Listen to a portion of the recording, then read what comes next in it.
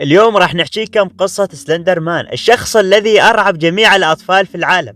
قبل ما أبدأ القصة يا جماعة خلونا لايك للمقطع. وقبل كم يوم اشتريت مايك، لان مثل ما تعرفون الصوت مو شيء. اشتريت مايك بس ما أعرف ليش ما يشتغل على الموبايل، مع أنه أنا طلبته.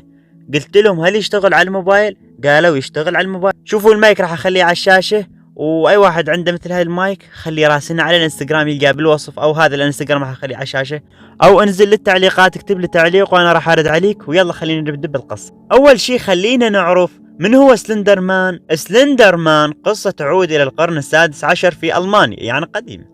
كانوا يدعوا انه في رجل طويل برأس ابيض بدون ملامح وجه يخطف الاطفال في الغابات، وهاي القصة حسب ما يقولون الالمان ان هذه القصة خيالية، حتى الاطفال ما يروحوا للغابات وحدهم.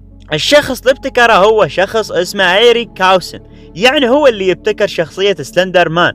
طيب هسه تكلمنا عن القصة ومنو اللي ابتكرها. طبعا انا حكيت لكم الصورة ترجع الى 1600، ولكن اللي يبتكرها حديثا اللي نعرفها هسه شائعة عام 2009. مثل ما قلت لكم ابتكار ايريك. والشيء اللي ما يعرفه اغلب الناس، ليش هاي الشخصية ما لها وجه؟ شنو سبب هذا الشيء؟ اللي راح نعرفه بالقصة ان شاء الله. القصة تحكي عن شخص رجل اعمال صار عاطل عن العمل، فقد عمله لاسباب شخصية. هذا الشخص يأس من الحياة تماما، من رجل أعمال لشخص عاطل عن العمل. تخيلوا كمية الإحباط الكافية لهذا الشخص، لدرجة كان يفكر سلندر مان بالانتحار. ولا تنسون كان يرفض من الأعمال اللي يقدم عليها، يعني كان يقدم على الأعمال كلش هواي حتى يشتغل بها أو يرفض. فهذا هو أحد الأسباب لحتى تدفع للانتحار. ويوم من الأيام سلندر مان قابل أحد الأطفال الأغنياء. كان سلندر مان معطل عن العمل قبل فترة، ما صار له هواي. شاف الأطفال الأغنياء وقرر ياخذ منهم فلوس. طبعا سلندر مان ما أجبره ولا سوى شيء بالقوة، ولكن طفل الأغنياء هذا سوى شيء غريب جدا، ولا يمكن لا طفل يفكر بهذا الشيء. تخيلوا أخذ كمية من الفلوس من جيبه الطفل وحاطها تحت رجليه، وطلب من سلندر مان انه ينزل وياخذها بحلقه. طبعا سلندر مان ما رضى على هذا الشيء وكمل بطريقه. فيوم من الايام رجع سلندر مان البيت، ولما سمع تليفون يرن رد عليه، وطلع صاحب شركة يريد يوظف سلندر مان عنده. حددوا موعد وراح يعمل وياه مقابلة، وصاحب الشركة وصى على انه لا يتأخر عليه، عند المواعيد هي اهم شيء في الحياة. وكان سلندر مان يجهز نفسه حتى يروح على مقابلة العمل، واللي هي اهم شيء لما تريد تشتغل عند شخص. سلندر مان هو ومطبق اغراضه طلع صورة لبنته. طبعا سلندر مان كان يحب بنته هواية، ولكن مع الاسف ما يقدر يشوفها بسبب المشاكل اللي بينه وبين زوجته.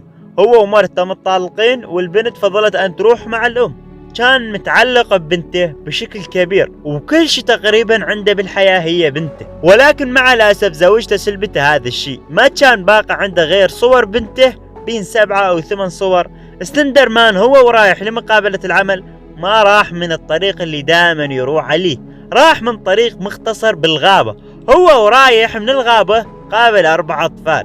هذول الأطفال كانوا من نوع الأطفال السيئين. هم وماشيين وسلندر مان كان بأمان الله كان ماشي، إلا واحد يطلع من الأطفال يسحب الجنطة مالته ويطفرون. طبعا سلندر مان ركض وراه وظل يركض حد ما وصل لمكان في الغابة. طبعا سلندر مان ما قدر يلحق، تعب من الركض. هم بيسكلات وهو ركض، فصار يصرخ يقولهم انطوني بس صور وما اريد اي شيء. حد ما وصل المكان في الغابة ضاعوا تماما. وصلوا تقريبا الى منتصف الغابة. هنا سلندر مان بقى هو وطفل واحد، صار يترجاه يرجع له الجنطة، يقول له تأخرت عن الشغل. ولكن الطفل مستهزئ ومستمر بالشيء اللي يسويه. طبعا سلندر مان صار يقول للطفل ويترجاه يقول له انطيني صور بنتي وراح اسوي لك اي شيء تريده ارجوك. وبعد ما حكى هذا الشيء طلعت عجوز فجأة في منتصف الغابة لابسه لبس اسود، قالت له يا سلندر مان متأكد انك راح تعمل كل شيء؟ سلندر مان استغرب، قال من هو انتي؟ من صدق راح تنطيني صور بنتي؟ وهل هن عندك؟ خلال هذا الشيء اختفى الطفل واختفت العجوز فجأة، وبقى سلندر مان بالغابة وحده. طبعا سلندر مان قرر يترك كل شيء ويطلع برا الغابة، يروح يكمل على مقابلة العمل. وهو وطالع من الغابة يلاقي بيت مهجور. طرق الباب وصار يصيح في أحد هنا بصوت عالي، إلا ويسمع صوت عجوز جوا البيت المهجور تقول له ادخل، والباب مفتوح. طبعا سلندر مان أول ما شاف العجوز قالها من صدق عندك صور بنتي؟ إذا عندك أتمنى تنطيني إياها. جابتها وقالت له من جد راح تعمل الشيء اللي أقول لك إياه إذا أنطيتك صور بنتك؟ هنا سلندر مان فكر بأنه تريد فلوس وهي الشغلات، قالها من الأخير أنا ما عندي فلوس وكنت رايح مقابلة عمل، وبسبب هذول الأطفال راحت مقابلة العمل وما عندي أي شيء ومفلس. قالها كل شيء أملكه هو صور بنتي. هنا العجوز صارت تضحك ضحكة خبيثة، قالت له يا سلندر مان أنا ما طلبت منك فلوس. وهنا العجوز عرضت عليه عرض، قالت له أنا راح أنطيك صور بنتك ولكن أنت بالمقابل راح تنطيني روحك. هنا سلندر مان فجر بالبكاء وقالها أنا فقدت روحي لما فقدت بنتي فخذيها. طبعا هو كان مجرد كلام حكي. العجوز وافقت، اوكي تمام راح اروح وارجع بعد دقيقة. راحت دقيقة ورجعت وياها 7 صور. هنا سلندر مان انصدم بشكل كبير، شلون عجوز بدقيقة واحدة قدرت تجيب 7 صور؟ طبعا العجوز حطت الصور على الطاولة، سلندر مان راح يتأكد من الصور هل هن ام لا، الا ويتفاجأ والصور نفسها ولكن عليها عبارات والصور تقريبا متشوهة. طبعا سلندر مان هنا عصب بشكل كبير وصار يصيح على العجوز، قالت له العجوز لا تنسى بيننا اتفاق على انه انطيك الصور واخذ روحك. وهنا اقتربت العجوز على سلندر مان وحطت ايدها على رقبته وكانت ايدها تخوف بشكل كبير، قالت تسوين نفسك تخوفيني بهذا الشيء؟ وشال ايد العجوز على ركبته وصار يصيح عليها. وهو طالع من البيت صار يقول رايح ادور بنفسي انا.